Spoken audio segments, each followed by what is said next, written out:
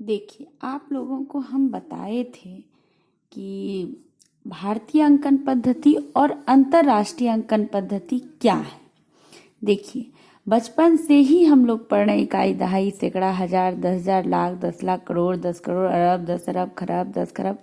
ये हम बचपन से पढ़े हैं क्योंकि ये भारतीय सांख्यिकी पद्धति में संख्या का स्थान है, जिसको हम भारतीय अंकन पद्धति कहते हैं। लेकिन दो प्रकार की अंकन पद्धति होती है, एक भारतीय अंकन पद्धति और दूसरी अंतर्राष्ट्रीय अंकन पद्धति। भारतीय अंकन पद्धति में हम पढ़ते हैं इकाई, दहाई, सैकड़ा, हजार, 10,000, लाख, 10 लाख, करोड़, 10 करोड़, अरब, 10 अरब, उसके बाद खरब, 10 खरब, आगे बढ़ते जाता है। लेकिन अंतर्राष्ट्रीय अंकन पद्धति में वही रहता है, लेकिन थोड़ा सा शब्दों का ओर फेर होता है। इकाई, दहाई, सैकड़ा, हजार, 10,000, 100,000, यहाँ हम भारतीय अंकन पद्धति में लाख बोलते हैं और अंतर्राष्ट्रीय अंकन पद्धति में 100,000 कहते हैं। यहाँ हम 10 लाख कहते हैं तो अंतर्राष्ट्रीय में हम 1 मिलियन कहते हैं।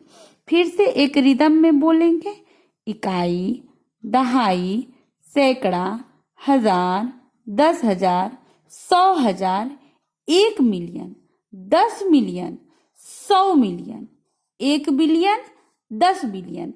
यहाँ जो 10 अरब है भारतीय सांख्यिकी पद्धति में, वही ये 10 बिलियन हुआ। यहाँ अरब है तो यहाँ 1 बिलियन हुआ। यहाँ 10 करोड़ है तो यहाँ 100 मिलियन हुआ।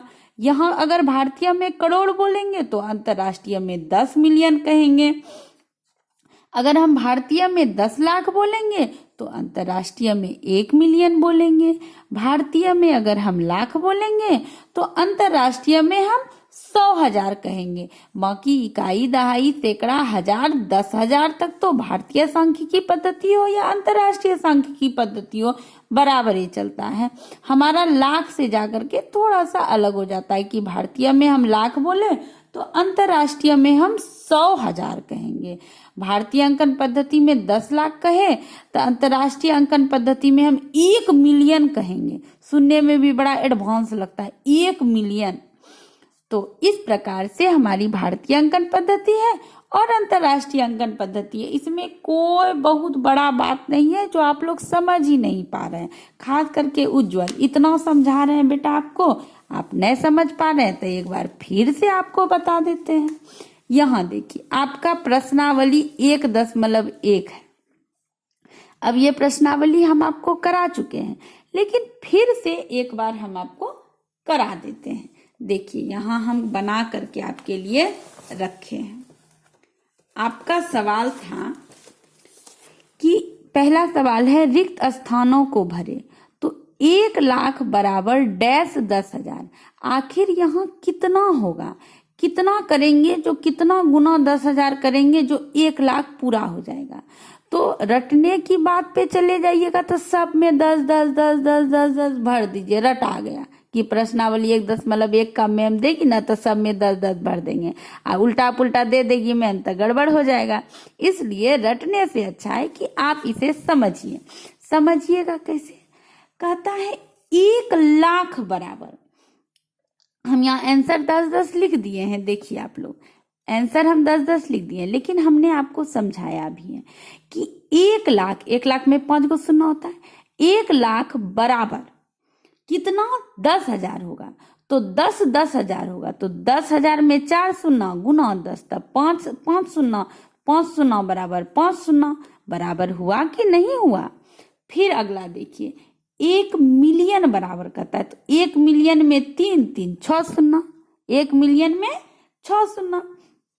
हम 1 मिलियन कहते हैं अंतर्राष्ट्रीय में, लेकिन अगर हम भारतीय अंकन पद्धति में कहेंगे तो उसको कहेंगे हम 10 लाख। तो यहाँ पर 6 शून्य हो गया तो 10 गुना 100,000 कहता है कि कितना? 100,000 तो 10 100,000। फिर कहता है अगला कि 1 करोड़ बराबर, तो 1 करोड़ बराबर 10 लाख। आप मल्टीप्लिकेशन करके एक बार जांच लीजिएगा खुद में। अगला है 1 करोड़ बराबर डैश मिलियन, तो कितना मिलियन, तो 10 मिलियन। आप जानते हैं कि 1 मिलियन कहिए कि 10 लाख कहिए, बतबा इज बरोबर। अगला है 1 मिलियन बराबर, तो 1 मिलियन बराबर कितना लाख, तो 10 लाख। हम शुरू से बोल रहे हैं, यहाँ लास्ट में सवालों आ गया कि 1 मिलियन बराबर कितना लाख, तो 10 लाख। इसमें कोई बड़ा बात नहीं है बेटा, कोई भारी बात नहीं है, सिर्फ शब्दों का ओर फेर है कि आप यहाँ देखिए, आपको फिर से एक बार हम दिखा देते हैं। आपके किताब में ही है, इसीलिए हम अलग से लिखे नहीं इसको, कि आपकी किताब में है बेटा कि भारतीय अंकन पद्धति इकाई, दहाई, सैकड़ा, हजार, 10,000, लाख, 10 लाख, करोड़, 10 करोड़, अरब, 10 अरब, आगे बढ़ते जाएगा खरब खरब, लेकिन इसमें है नहीं। अंतरराष्ट्रीय पद्धति में क्या होगा, इकाई, दहाई, सैकड़ा, हजार, 10,000, लाख के यहाँ जगह क्या हो जाएगा, 100,000। देखिए यहाँ से बदल रहा है, लाख में यहाँ लाख बोलेंगे तो यहाँ 100,000, यहाँ 10 लाख बोलेंगे तो यहाँ 1 मिलियन, यहाँ करोड़ बोलेंगे तो 10 मिलियन, और यहाँ 10 करोड़ बोलेंगे तो 100 मिलियन, और यहाँ अरब बोलेंगे तो 1 बिलियन, और यहाँ 10 अरब बोलेंगे तो यहाँ 10 बिलियन, उसके आगे 100 बिलियन भी होगा बेटा।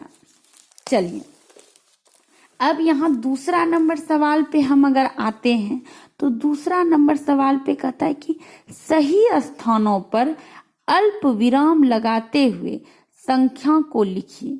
देखिए यहाँ है 73,75,307, भाग भाग में बांटेंगे, 73,75,307, जो हम यहाँ करके रखे हैं। देखिए 73,75,307, सिर्फ कोमा का प्रयोग करना है, अल्प विराम माना कोमा का प्रयोग कर देना है, इसमें कोई बड़ी बात नहीं है। अगला है 9,05,41,, तो इसको ऐसे लिखेंगे 9,05,41,, थोड़ा गौर से देखिएगा और समझिएगा। अगला है 7,52,21,302, तो हम यहाँ इसको ऐसे लिखेंगे 7,52,21,302।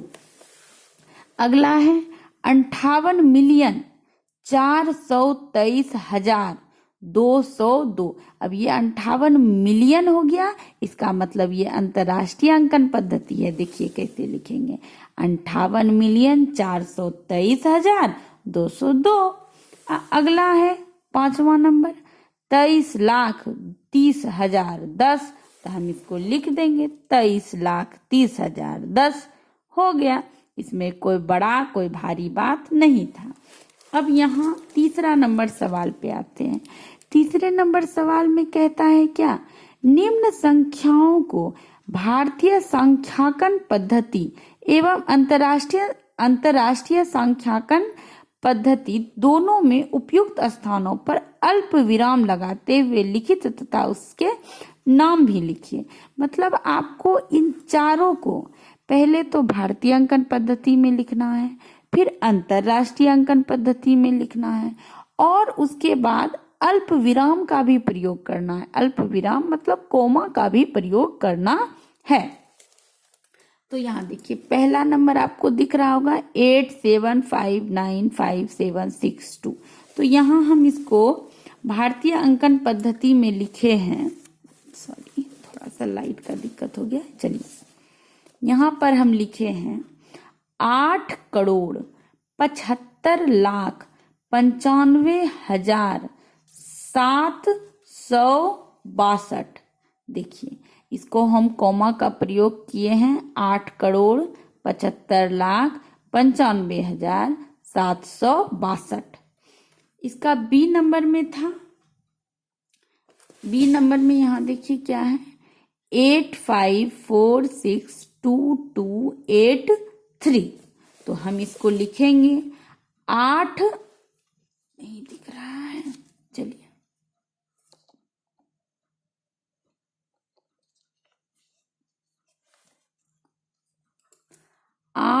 8,52,62,283। तो हम इसको लिखेंगे 8,54,62,283। उसी प्रकार से तीसरा सवाल यहाँ देखिए, तीसरा नंबर में क्या है, सी नंबर में 999,000,046। इसको हम लिखेंगे 9,99,46,000। इसको हम ऐसे लिखेंगे कॉमा का प्रयोग करके 9,99,46,000। और अगला है यहाँ पर देखिए 98432701। तो इसको हम लिखेंगे 9,84,32,701। इसको हम ऐसे लिखेंगे 9,84,32,701। लेकिन ये तो हमारी भारतीय अंकन पद्धति हो गई। हमारा सवाल था कि भारतीय अंकन पद्धति में भी लिखना है और अंतरराष्ट्रीय अंकन पद्धति में भी लिखना है, इसलिए हमने दोनों में लिखा है। देखिए इसका पहला क्या था, 87,95,762। मतलब 87,595,762। बी नंबर में 85,462,283। इसको हम ऐसे लिखेंगे कि 85,462,000 और 283। तीसरा नंबर में 99,900,046। इसको हम ऐसे लिखेंगे 99,900,046। फिर अगला देखेंगे 98,432,701। 98,432,701। यहाँ भारतीय अंकन पद्धति और अंतरराष्ट्रीय अंकन पद्धति में समझने के लिए कोई खास चीज नहीं है, लेकिन कहा जाता है कि आप कोशिश करते रहिएगा तो जरूर समझ जाइएगा। इसलिए किसी महापुरुष ने कहा है कि लहरों से डरकर नौका पार नहीं होती और कोशिश करने वाले की कभी हार नहीं होती।